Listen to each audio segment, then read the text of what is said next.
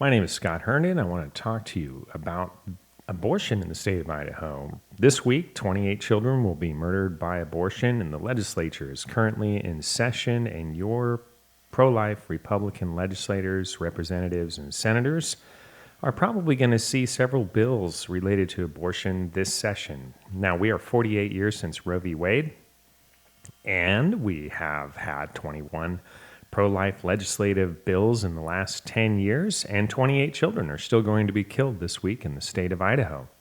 Well, I want to talk to you about a House Bill, House Bill 17, and House Bill 17, you can find the language, we need your help. This is why I'm doing this video. We need your help to talk to your pro-life Republican legislators, representatives, and senators, but this one's starting over in the House, so the House is our first approach. And we want to talk about what's in this bill that we actually oppose. I'm with a broader group of citizens. I call the group Abolish Abortion Idaho. But let's go to the website and look at H017, and we'll talk about this bill. And you go to legislature.idaho.gov, and so that's what's up on my screen here today. And then if you want to see what the bills are for the session, you click on Legislative Sessions. I clicked it here. You could have clicked it down here. It automatically takes you to the sessions, and you can look at a drop-down list and see all the different sessions there are. We're going to go to the Bills Center where we can find H017. H017 is a House bill. It's been introduced in the House of Representatives of the Idaho legislature. So if I scroll down the list here, there's H017, and it has sort of a brief title on this page of Public Funds Abortion Prohibit. And it says here it's HSTAFF, that's House State Affairs. That's the committee it's been assigned to. If I click on H017, it'll bring me information about this particular bill. You can see who the legislative co-sponsors are. Here's a list of who they are. Some of these I'm not sure are currently co-sponsoring. You can see that right now it's reported printed and referred to state affairs. And the main thing we want to look at today is the bill text, because that's where the problems are in this bill. So there are two traditional approaches to legislation. Well, I shouldn't even say that. There's one traditional approach, and it is that which your legislators have been doing for the last 48 years since Roe v. Wade and a companion case called Doe v. Bolton was decided by the United States Supreme Court. Now, what the legislators have been doing for 48 years is not ending abortion. What they have instead done is taken all of the 42, yes, there have been 42 court opinions, and they take those opinions of the Supreme Court and they write them into Idaho Code as if the Supreme Court was absolutely accurate in its opinions. However, the duty of a legislature is to enact code that is constitutional and that matches the actual United States and Idaho Constitution, and there's no right to kill a child in either of those constitutions. So H017, the reason we're talking about it today, we want this bill killed. We want it opposed.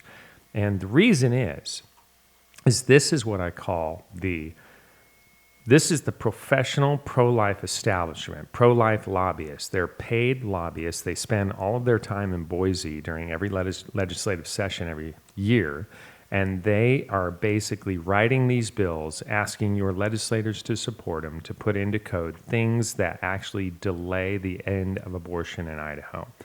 And in this case, this bill is full of problems, but your pro-life legislator is, if he signs on to this bill, if he votes yes, your pro-life legislator is going to claim that they passed a pro-life bill in Idaho. Now, we were just kicked out of the House State Affairs Chairman's office last week, if you haven't seen that video.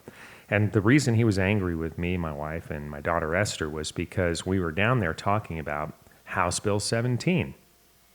Now, this is in reality, it's a pro-life bill, but it is a pro-life abortion regulation. It's going to tell you how you can receive taxpayer funds to kill children, where you can receive taxpayer funds to kill children, who can receive taxpayer funds.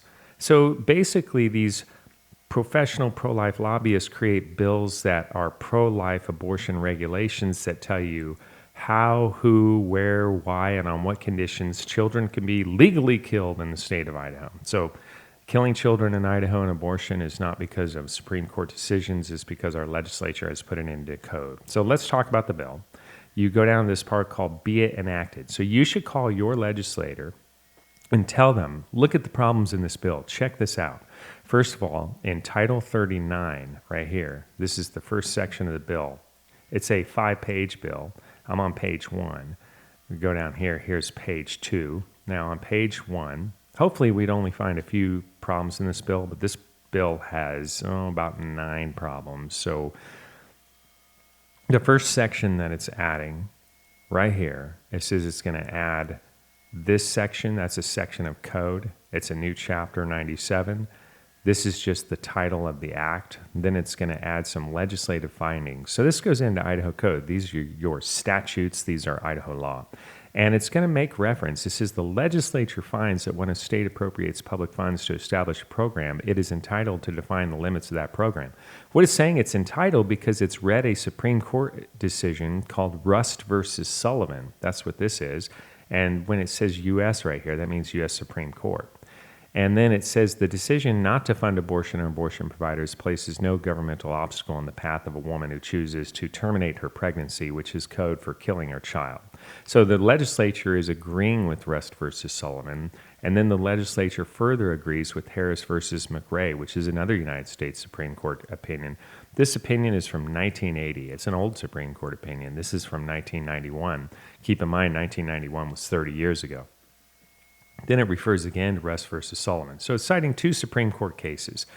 This is, when you code in Idaho Code that the Supreme Court was right and the legislature is going to conform its law to what the Supreme Court said, that's called judicial supremacy. That's not the design of the union. The design of the actual union is a balance of power that legislatures write laws. The judiciary interprets those laws, and if the judiciary incorrectly interprets the law, then the legislature should ignore the judiciary, and the executive branch should ignore the judiciary, and even defy the judiciary. And in this case, the Supreme Court has played the tyrant. But what do these decisions say? Rust versus Sullivan, if you go to the case, which I do here at supreme.justia.com, one of the things that it said that the regulations, so there were some regulations of a state being challenged, and it said they do not violate a woman's Fifth Amendment right to choose whether to terminate her pregnancy. So they're validating that a woman has a right in the Constitution's Fifth Amendment, which has the Due Process Clause, which talks about liberty. She has the liberty to kill her child, her preborn child, by abortion. That's what this case says. So you're telling me over here in House Bill 97 that your legislature agrees with that. Well, I don't agree with it, and if I were a legislator, I would never write judicial supremacy in Idaho Code. Harris versus McRae says the same thing. It was a challenge about public funding, which is why they put a reference to it in this bill, H017. And they said the funding restrictions of the Hyde Amendment, this is the case, do not impinge on the liberty protected by the Due Process Clause of the Fifth Amendment held in Roe v. Wade. Well, the Roe v. Wade actually mentioned the 14th Amendment, but that's because that's the due process applied to states. But here again, the Supreme Court is saying that that includes the freedom of a woman to decide whether to hire an assassin to cut up, dismember, butcher, slice up her baby. Okay, that is not the law of the land. That is the lie of the land. It is tyranny. And our legislature should never write into House Bill 17 judicial supremacy and concession that those opinions of the Supreme Court should be in our law. Okay, now we're going to go to page 2. So we oppose it because of judicial supremacy. We oppose this pro-life abortion regulation by your pro-life representatives. Brent Crane, in particular, loves this bill and will kick you out of his office if he finds out that you have opposed this bill. Now, the second section on page 2, what it's adding is a bunch of definitions. I don't have any problem with the definitions. I don't want to get into them. That's not the big issue with the bill. Now we get down to the bottom of page 2. It adds another section, 399704. And on the surface, it says that government contracts with abortion providers or their affiliates is prohibited. So the government, our state government, and it says here, state, county, city, public health district, public schools, political subdivisions, or any subpart of the state, they may not enter into any contract. So it says, may not enter into any contract or commercial transaction with an abortion provider or an affiliate. That's great. They shouldn't enter into contracts with child killers. And however, we have an exception. Line 47, it says that the state law being added by this bill shall not apply. See these words, shall not apply, to a contract or commercial transaction that is subject to a federal law that is in conflict with Section 1 right here. So what they're, subsection 1. So what they're saying is that they're going to put this in state law, but if federal law says otherwise, then we're going to obey federal law, and that is federal supremacy. So now we have judicial supremacy written into this bill. Now we're going to write federal supremacy into this bill. So if the Biden administration and the Democratic Congress pass a law that says your city will pay for abortions and enter into contracts with abortion providers, then your city can enter into contracts with abortion providers. And there actually already are federal laws that talk about funding abortion for different reasons, and so that's why the state of Idaho is just going to give over. They're not respecting the boundary between state authority and federal authority, so this violates the United States Constitution.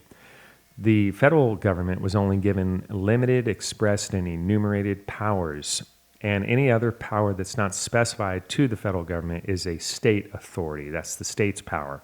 But the state only has power as long as they're willing to enforce that boundary between federal power and state power. And clearly here, they've decided, let's just take down the fence and let's let the federal government hunt on our land. Okay, then they're also making an exception for hospitals. So if you're a hospital and you kill children, well, guess what? The state can enter into contracts with you. See, why would they have that exception there? Well, last year, this is how your government is run, by the way. While you're going about your business and trying to make money and provide for your family and have a good time and those sorts of things, the government is being run by professional pro-life lobbyists on the subject of killing children, and it's being run by other boards, associations, and other lobbyists. And we have a hospital association of lobbyists. And last year, they opposed a bill that was similar, talked about abortion funding, and they killed it in the Senate. They showed up and they opposed it, and the Senate killed it. And so the House pro-life sponsors of this bill decided we don't want this bill to die. We want it to pass this year, so we're going to go ahead and let hospitals be an exception. Well, that's inequity in law, and that violates the Idaho Constitution, and it violates the unalienable right of the child in Article 1, Section 1. This violates that there should be no discrimination in law. That would be Section 2 of Article 1, and it also violates the justice demanded for crimes part of the Constitution, which is Section 18, Article 1 of the Idaho Constitution. Well, let's get to the next section. We're on page 3. So now we're on page 3 of this 5-page bill. Fortunately, there's only really 2 more pages here with a lot of content. Contracts for abortion procedures prohibited. They're adding a new section. No healthcare facility owned or operated by the state, county, city, public health district, any political subdivision. So these are owned or operated health clinics, like your Panhandle Health and some of these health districts operate health clinics. Maybe a public school has a health clinic. And it says that none of them shall enter into any contract or commercial transaction with any healthcare provider under the terms of which such healthcare provider agrees to provide, perform, or induce an abortion, okay? And that means agrees to butcher up a child. And then that would seem to be okay. I'm not going to get into the life-endangering physical condition of a mother. They define abortion differently than I define it. They define abortion as ending a pregnancy, whether or not the child's alive. We at Abolish Abortion Idaho define abortion as the intentional killing of a child with malice aforethought. So it's totally different, of a living child. Now, this has 2 exceptions again. A contract or commercial transaction that is subject to federal law may be entered into when we're using facilities owned or operated by the state to kill children. So this is, again, federal supremacy, and then we have that hospital again. So if you're a hospital, the hospital association showed up and they want to allow you to use public facilities to kill children. If they're a hospital, that's okay, the legislature is saying. That should never be okay. Next section, use of public funds for abortion. Okay, now this is going to address whether we can use taxpayer money from any part of the state of Idaho, county, cities, public health districts, school districts, political subdivisions, the state itself. Can they use them to provide, perform, or induce an abortion. See that line right there? So we're on line 21 of page 3. And it basically says that they shall not. So it says no public funds shall be used. So see, there's your no public funds shall be used to provide, perform, or induce an abortion. That's good. We're not going to use public funds to kill children. And then it talks about some other things. And then it says no person or any other party that receives funds authorized by the state can use them to kill children, and no fund or committee authorized by Idaho Code for the protection of women or children can use public funds to kill children. That's great. Then we have a whole bunch of exceptions again for the life of the mother, a hospital, and federal supremacy. Again, right here, line 42 and 43. If the Biden administration and the Congress, if they enact any law or have any law on the books about this question that says your state will use public funds to kill children, then our legislature is letting them hunt on their land. The legislature has given away our state authority to outlaw murder, and they are allowing the federal government to write our own laws, and that's federal supremacy. And if you're a hospital, well, we give you a special dispensation. You can cut up children all day long using taxpayer money. Now, we go to the bottom of page 3. Here's another section being added. Use of school tuition and fees for abortion are prohibited. Now, no part of any tuition or fees paid to a public institution, colleges, universities, may or shall be used, so that is an absolute prohibition, to pay for killing children, providing and performing abortion, killing children, providing counseling in favor of killing children, etc. And there are no exceptions. This is, believe it or not, the only section of the bill that they're adding that has a prohibition that is okay. But you cannot pass a bill that has one part that's okay and 9 parts that are not, 9 parts that are horrible. We have part-time legislators, and when we write code, we're teaching them what the law should be, and we're teaching them that federal supremacy is okay, judicial supremacy is okay, hospitals should be able to use taxpayer funds to kill children, and these are all things that are in H017. Ask your legislator to oppose it. Last section we're going to talk about, I think. Now we have 2. So it's 399708. We're on page 4. It says no facility operated at a public institution of higher education or by a public school district shall provide any of the following services to any person. Okay, so this is good. It's going to say that no public school and no public college or university shall use any facilities to provide or perform the butchery of a child. That's what abortion is. Counseling in favor of butchering a child, referring for butchering a child. And then we have this exception on lines 10 through 12. Ask your legislator to oppose House Bill 17 because of this.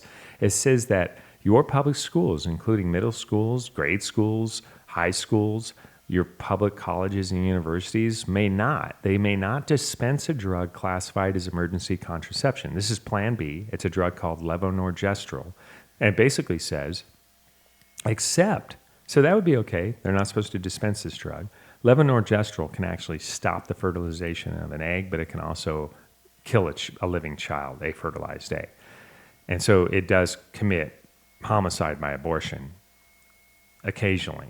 And so we should not dispense that drug in schools, but we can if the baby is conceived in rape, right here, except in the case of rape as defined in Idaho Code, section 1860-101, which is where we have our criminal rape laws. So if a girl's been raped and she goes to this public school or this public college and she asks them for Plan B and she says, I've been raped, then the school, using our taxpayer money, will help her kill her child, give her Plan B.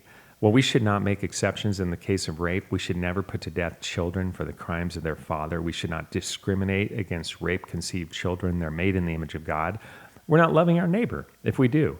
The legislature is not loving all of their neighbors, all of their preborn neighbors. By putting this kind of stuff in code, we are delaying abolition. This is your classic professional pro-life lobbyist writing a pro-life abortion regulation that basically says how, when, who, what, where, why can kill a child, can receive taxpayer funds to kill a child. Can you get child-killing medicines at public schools? That's what that says.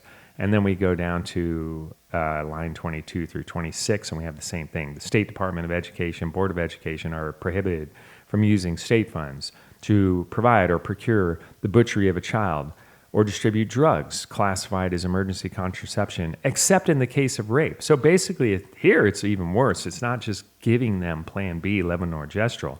It actually says that your state Department of Education, read this carefully, your state Department of Education, state Board of Education, or local units of administration will be allowed to provide or procure the killing of a child or to distribute drugs to kill a child when a woman has been raped. Do you see how that's in there? That should not be in there. These kinds of things, this discrimination teaches us that children are not valuable and some may be killed and some may not. This is the who, what, how, why, when your government may kill children. This is the typical pro-life professional establishment, the pro-life abortion regulators like Brent Crane in the Idaho House of Representatives, who is the gatekeeper for all abortion-related bills. Then the last section, 399709, this is the last bottom of page 4, biggest section being added. It says that no public institution, facility, equipment, or other physical assets owned, leased, or controlled by the state or any political subdivision, counties, cities, etc., none of them shall be used for the purpose of providing, performing, or participating in an abortion. That's good, but of course there's exceptions.